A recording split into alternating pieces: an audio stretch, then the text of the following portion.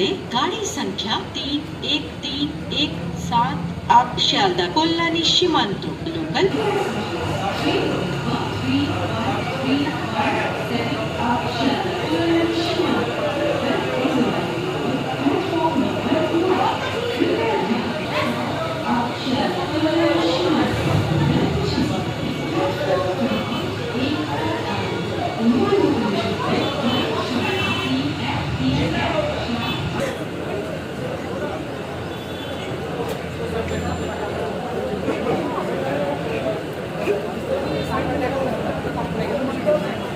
সুবিধা ছিল, কিন্তু এখন স্টেশনটি আধুনিক এবং বিশ্বমানের সুযোগ সুবিধা দিয়ে সুসজ্জিত।